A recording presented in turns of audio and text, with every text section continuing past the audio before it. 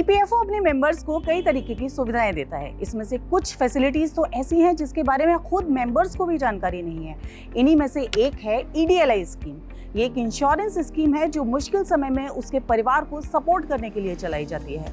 खास बात यह है कि इस स्कीम के लिए ईपीएफओ मेंबर से एक भी पैसा नहीं लिया जाता। ये इंश्योरेंस स्कीम एकदम फ्री है।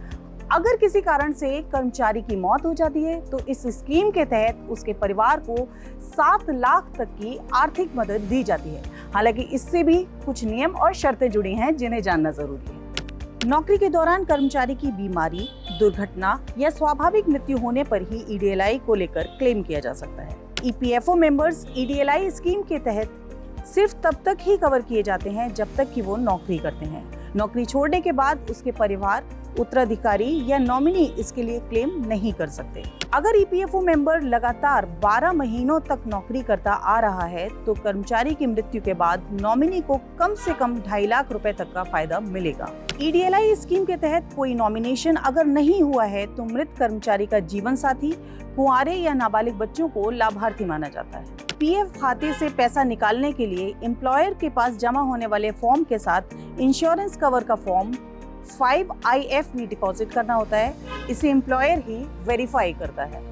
कैसे तय होती है इंश्योरेंस की रकम? ईडीएलआई के तहत मिलने वाली बीमा राशि पिछले 12 महीनों की बेसिक सैलरी और डीए के आधार पर तय की जाती है। इस इंश्योरेंस कवर का क्लेम आखिरी बेसिक सैलरी प्लस डीए का 35 टाइम्स ज्यादा होता है। साथ ही 1.75 लाख रुपए का मैक्सिमम बोनस होता है। ये बोनस आखिरी 12 महीने के दौरान एवरेज पीएफ बैलेंस का 50% माना जाता है। परिवार वाले इस रकम के लिए कैसे क्लेम कर सकते हैं, चलिए वो प्रोसेस भी समझ लेते हैं। अगर ईपीएफ सब्सक्राइबर की असमय मौत हो जाती है तो उसके नॉमिनी या कानूनी उत्तराधिकारी इंश्योरेंस कवर के लिए क्लेम कर सकते हैं। इसके लिए नॉमिनी की उम्र कम से कम 18 साल होनी चाहिए। इससे कम होने पर उसकी तरफ से गार्जियन क्लेम कर सकते हैं। क्लेम करते समय डेथ सर्टिफिकेट और सक्सेशन सर्टिफिकेट जैसे डॉक्यूमेंट्स की जरूरत होती है। अगर दावा माइनर के अभिभावक की ओर से किया जा रहा है तो गार्जियनशिप सर्टिफिकेट और बैंक डिटेल्स भी देने होंगे।